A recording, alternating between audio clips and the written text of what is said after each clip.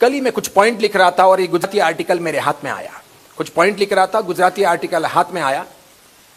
हिंदू संयुक्त परिवार कानूनी अपने यहां पर यह नियम लागू होता है। हिंदू संयुक्त परिवार का कानून अपने यहां पर लागू होता है। ये इस्लाम के नहीं है, इस्लाम के लिए नहीं है, ईसाईयत के लिए नहीं है, ये सिखिज्म के लिए भी नहीं है।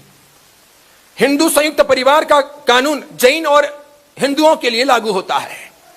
इस कानून में एक बहुत जोरदार प्रावधान आ गया कि पिताजी की आधी संपत्ति पर बेटी का भी समान हक है। एक भाई और एक बहन है तो आधी संपत्ति पर, पिताजी की आधी संपत्ति या मां की आधी संपत्ति पर बहन का भी उतना ही हक है, उतना ही अधिकार है। ठीक है, मैंने लिखा फिर पिताजी के हॉस्पिटल और माताजी के हॉस्पिटल के बिल पर भी बहन का दायित्व लगना चाहिए। पिताजी के इतने सालों की परवरिश और माताजी के इतने सालों की परवरिश पर भी बहन का अधिकार लगना चाहिए।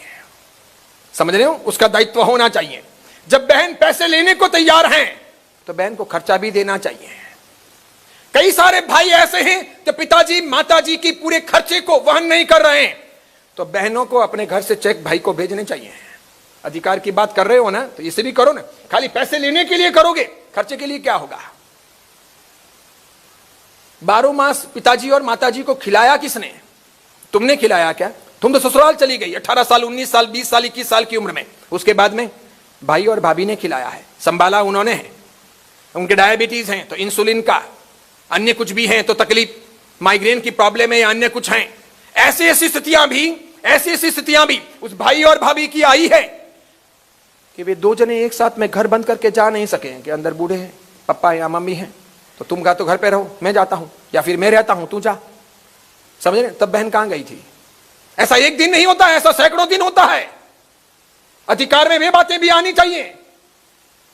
जब हम पैसे लेने को तैयार हैं, हुआ इस प्रकार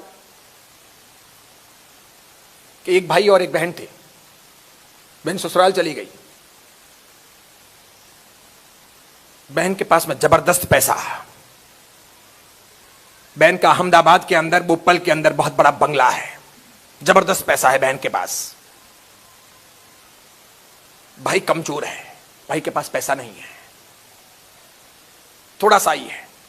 पिताजी नहीं, दादाजी के जमाने का वो मकान है जिसके अंदर ये भाई, भाई की पत्नी, भाई के छोटे बच्चे और भाई के पिताजी और माताजी वो रहते हैं। लगभग 3 साल तक बीमार रहने के बाद में मां गुजरी। भाई ने बराबर ध्यान रखा, उसके लिए भाई ने थोड़ा कर्ज भी किया, मां की सब ट्रीटमेंट भी करवाई, अच्छी परवरिश भी की, ध्यान रखा, सामान्य परिवार। फिर मां गुजरी। पिताजी की तकलीफें तो बहुत ज्यादा थी। पिताजी को लगभग 8 साल 9 साल तक उसने नहलाया धुलाया। 9 साल तक पिताजी खाट में रहे। 9 साल तक पिताजी को आधे शरीर का लकवा हो गया था, तो यहां से वोट यूं हो गया था, तो कितना भी यहां से दो, यहां से आधा गिर ही जाता था। तो इधर से साफ करते रहो, इधर से खिलाते रहो, इधर से साफ करते रहो, इधर से खिलाते रहो। ऐसा दिन में लगभग 10 बार करना पड़ता था। अपने तो 15 मिनट में खा के खड़े होते हैं, उनको लगभग घंटा भर खिलाते, तब इतना फूड पेट में जाता, क्योंकि बहुत ज्यादा गिरता ही था, थोड़ा ही पेट में जाता था। इस प्रकार करके उनको 8-9 साल तक जिलाया। अभी वो पिताजी भी गए।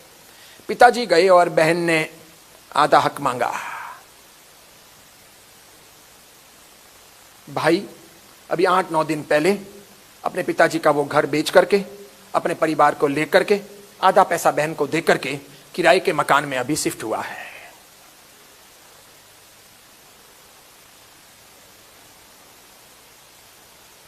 संपत्ति महत्वपूर्ण के संबंध महत्वपूर्ण, और इन दोनों के बीच में संवेदनाएं कहां हैं, फीलिंग्स कहां हैं? राखड़ी का मतलब क्या है? बहन को देना चाहिए था कि लेना चाहिए था? और बहन इतनी व्यस्त, बहन के तो क्लब की लाइफ, वो बोपल का इलाका, वो बड़ी बड़ी सहेलियां, वो लगभग 90 लाख 80 लाख की बहन की गाड़ी, उसका अलग ड्राइवर। तो कभी कभार जाते आते हाय मम्मा हाय पापा करने आती, 10 मिनट बैठती, बातें करती, वापस रवाना। 24 घंटे रात और दिन किसको करना पड़ता? सब भाभी को और भैया को करना पड़ता। और तो भी बहन ने हक मांगा। भाई ने भी मगजमारी नहीं की कि ठीक है, उसने सब कुछ बेचा, बेच के जितना पैसा आया पापा की प्रॉपर्टी का, मम्मी की प्रॉपर्टी का सब आधा बहन को दिया। अब उसके पास में इतना पैसा नहीं रहा कि वो घर का घर ले सके। अब वो जिंदगी में कभी घर का घर ले नहीं सकेगा, वो तो कहीं नहीं ले सकेगा। उसकी तो अंदर की आत्मा भी दब गई होगी अब कि भगवान अब मौत दो, ये जितने बच्चे पैदा किए हैं या जो बहू है, पत्नी, इन सबका पालन पोषण कर लूं और शांतिपूर्वक जिंदगी बीत जाए, किराया तो किराया।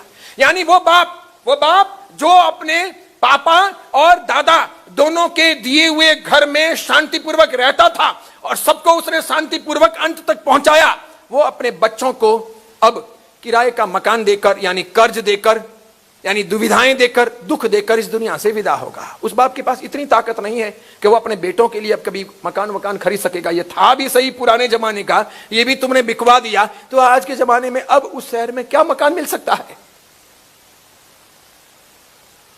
सोच बदल गई हमारी हो। और ये घटना अजैन की नहीं, जैन परिवार की है। कल जब मैं ये पढ़ रहा था तो मेरी आंखों से आंसू रुक नहीं रहे थे। मैं साधु हूं, मुझे कोई लेना देना नहीं है, मेरे कोई लेना देना भी नहीं है, मुझे कुछ मिलता भी नहीं है। मैं सोचता हूं कहां चला गया भगवान महावीर का समाज? क्या मतलब है प्रवचन सुनने का, मंदिर जाने का, स्थानक जाने का, तेरा पद भवन जाने का? क्या अर्थ है? क्या ये एकादशी करने, ब्यास करने, आइमिल की ओली करनी, मास कमन करने, अट्ठाई करने, अट्ठम करने? हम सीखेंगे कब? समझेंगे कब? अच्छे बनेंगे कब? सोच कहां चली गई है?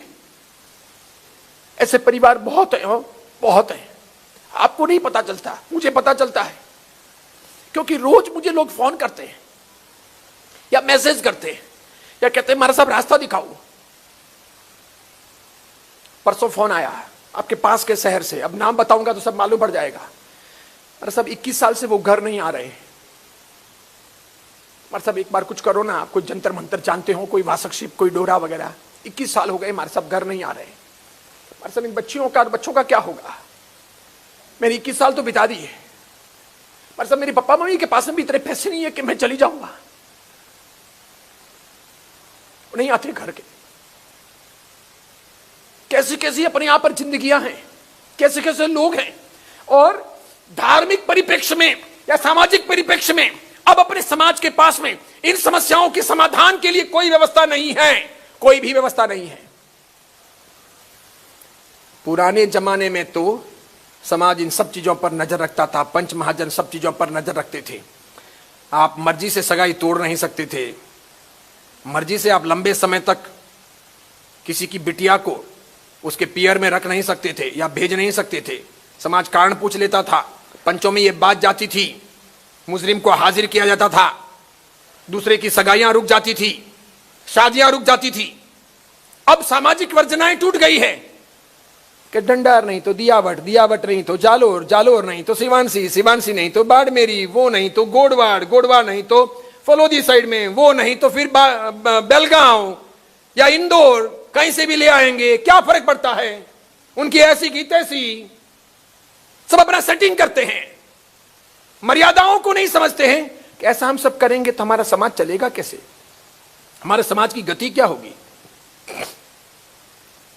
बहुत बहुत दुख है, बहुत पीड़ाएं हैं।